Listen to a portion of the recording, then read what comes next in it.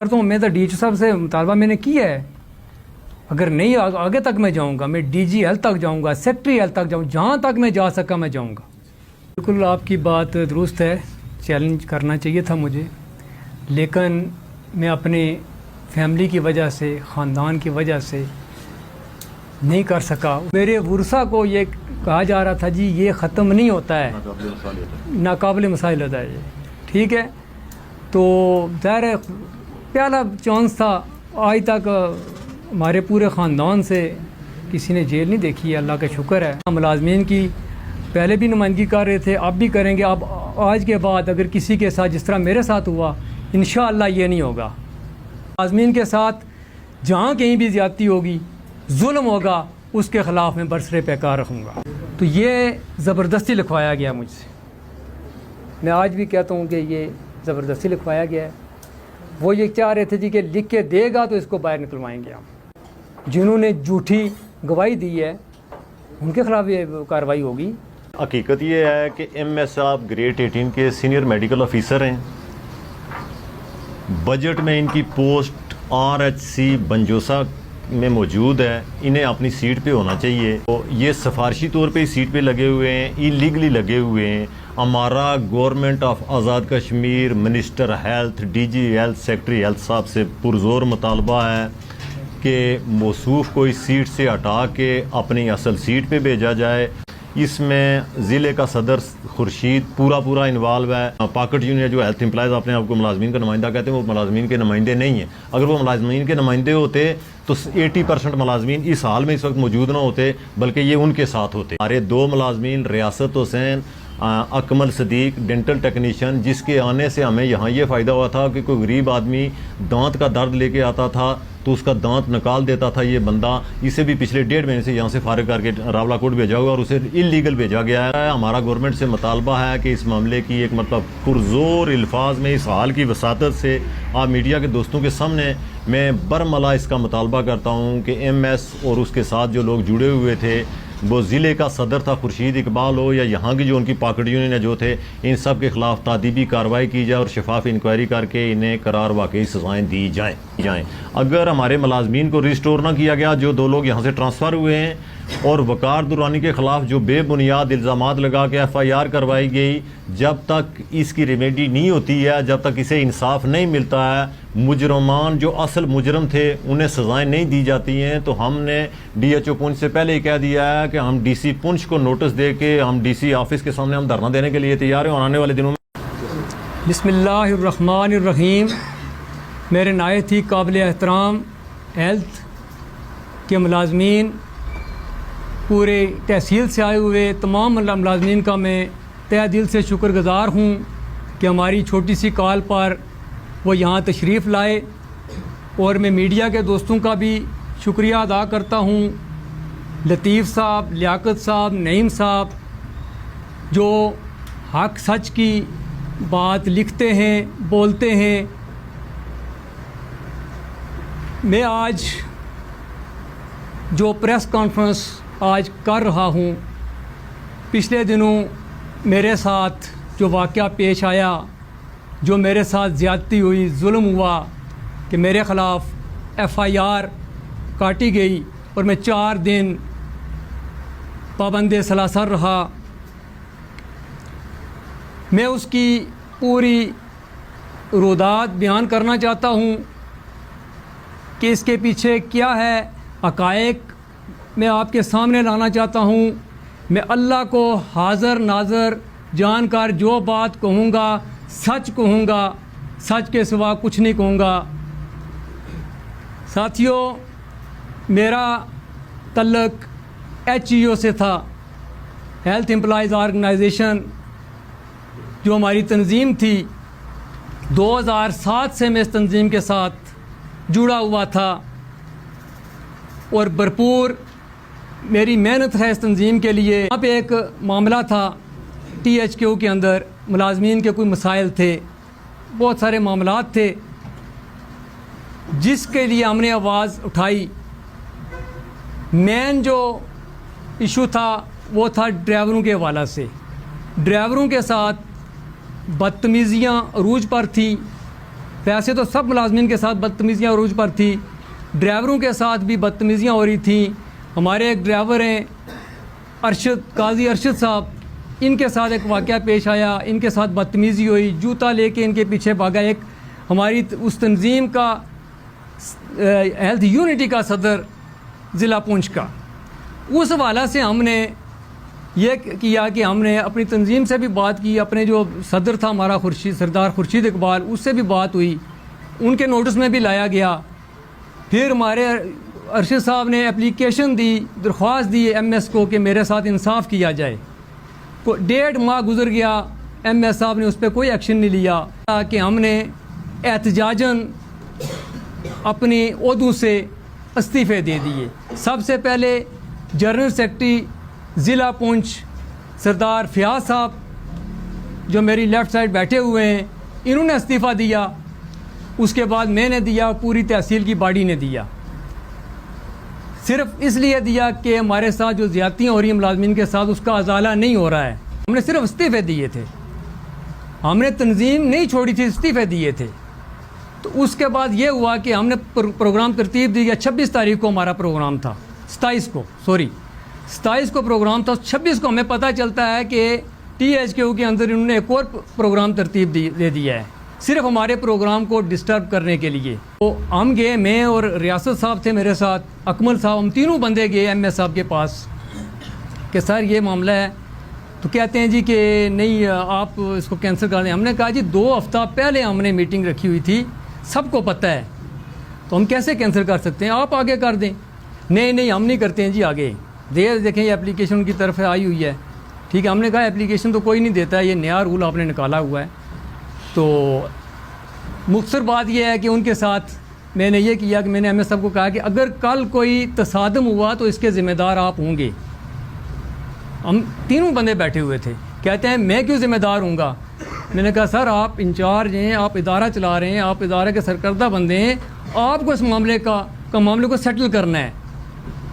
अगर MS साहब ये कह देते कि कोई बात नहीं रहा, फर्स्ट टाइम आप कर लें, सेकंड टाइम हम कर लेंगे, या हम कॉन्फ्रेंस रूम में करते हैं आप कहीं और कर लेंगे, नहीं ऐसी बात उन्होंने नहीं की। उन्होंने साफ साफ जवाब दिए नहीं, उन्हीं का प्रोग्राम होगा।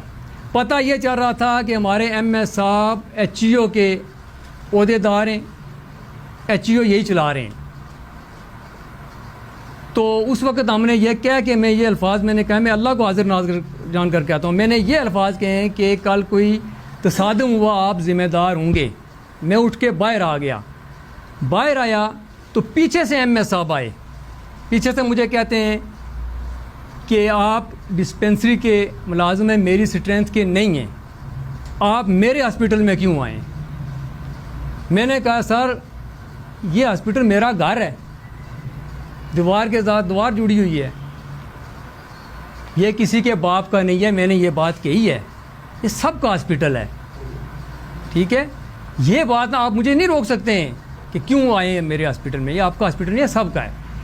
इतनी बात मैंने की है, इसके अलावा मैंने कुछ नहीं किया। मैं अल्लाह को हाजिर नाज़िर जानकर कहता हूँ, मैंने उंगली भी टच नहीं की है।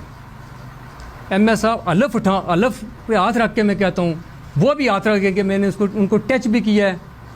इतनी बात हुई है तो मैं वापस आ गया हूँ। अगले दिन 27 तारीख को जिस दिन प्रोग्राम था, मैं अपनी ड्यूटी पे चला गया सराड़ी, FAP सराड़ी में। तो वहाँ पे मुझे कॉल आती है थाने से कि आपके ख़िलाफ़ दरख्वास्त हुई है, MS साहब ने दी हुई है, तो आए बैठे हैं, बैठ के बात कर लेंगे, कोई मसला नहीं है। मैंने कहा दरख्वास्त गई होगी, मैंने कहा ठीक है जी मैं आ जाता हूँ। उसी टाइम मुझे WhatsApp पे मैसेज आता है खुर्शीद साहब ने वहाँ से कि आपको तंजीम से फ़ारिग किया जाता है, रुकनी से भी फ़ारिग किया जाता है, ओहदे से भी फ़ारिग किया जाता है।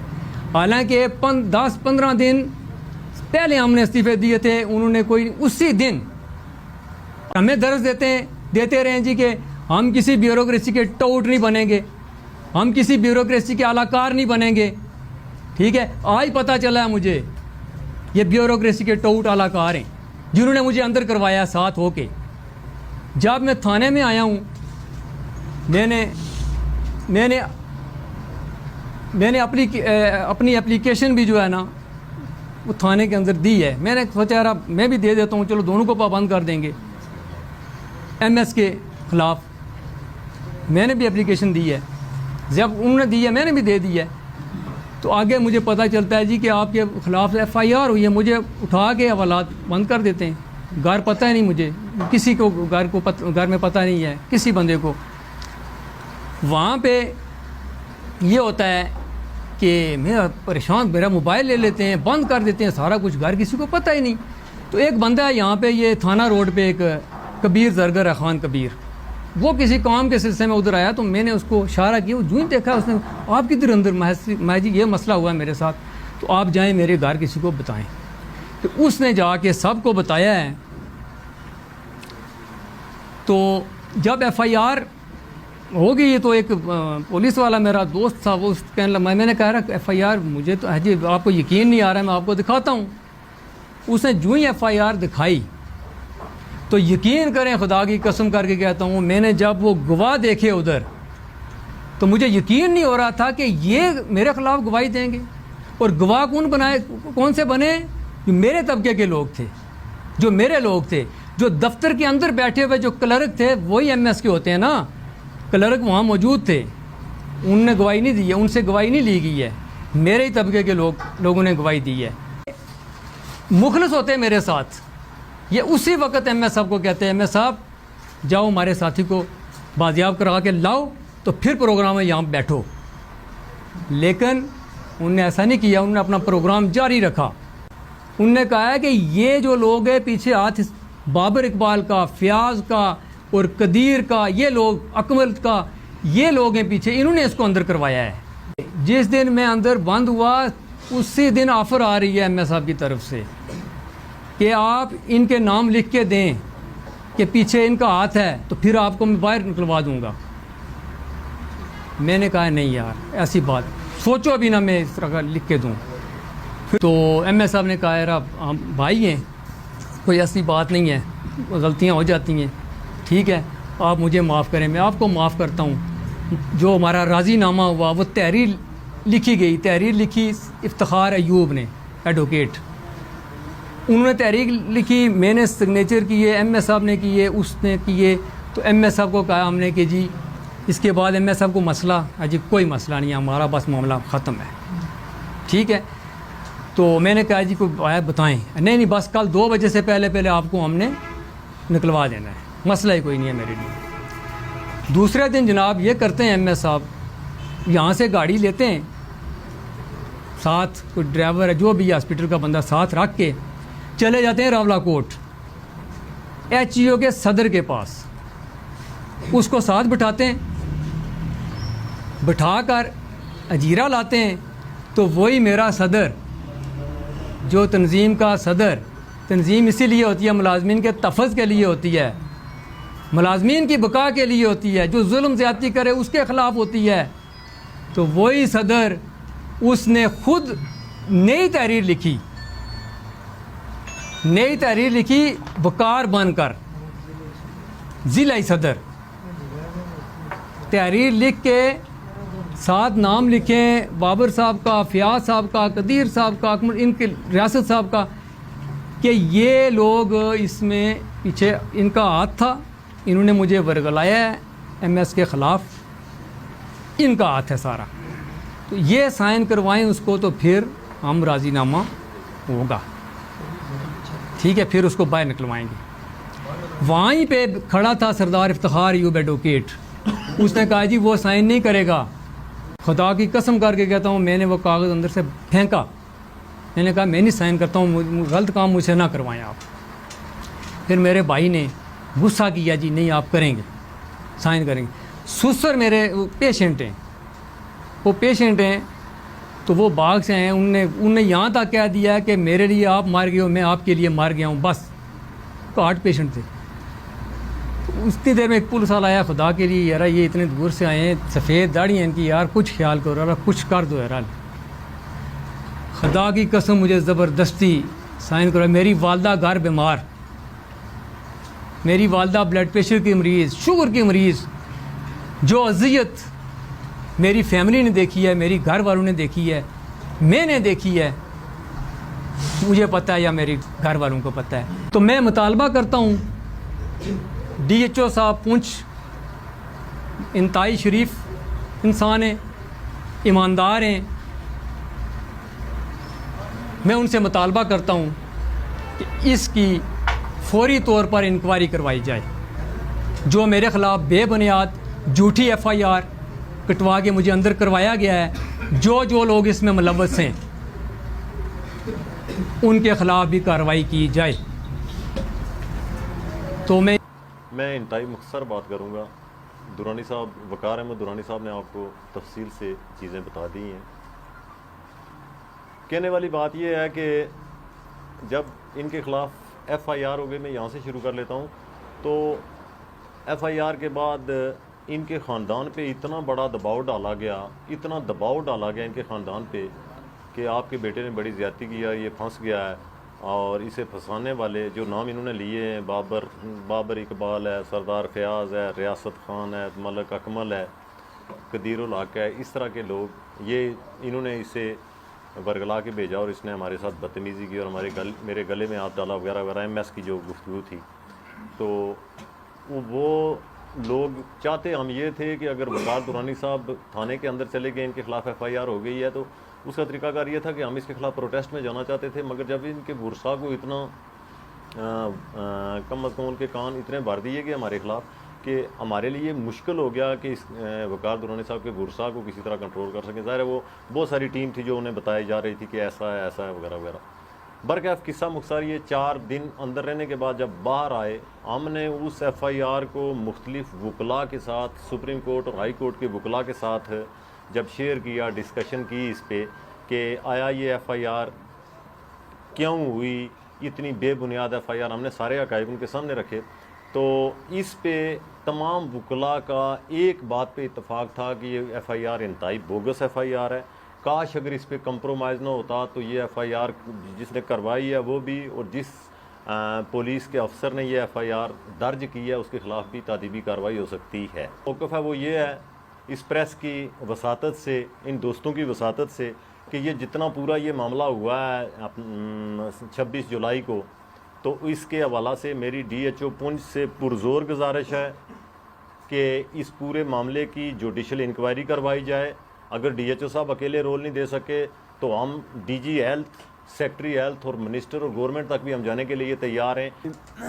मैं फ़याज़ अहमद, साबिक़ जनरल सेक्रेटरी HEO, मैं सबसे पहले तहसील भर से आए हुए अपने मुलाज़म भाइयों का शुक्रिया अदा करता हूँ, और उसके बाद स्पेशली शुक्रिया अदा करता हूँ आप मीडिया वाले भाइयों दोस्तों का, लतीफ़ साहब का, नईम साहब का, अमजद साहब का, कि आज आप हमारी आवाज़ थ्रू मीडिया पब्लिक करने जा रहे हैं जो हक़ाइक़ पर मबनी है। मैं वकार दुरानी साहब के साथ जो इंसिडेंट हुआ है थ्रू मीडिया, उसकी भरपूर अल्फाज में मज़म्मत करता हूँ।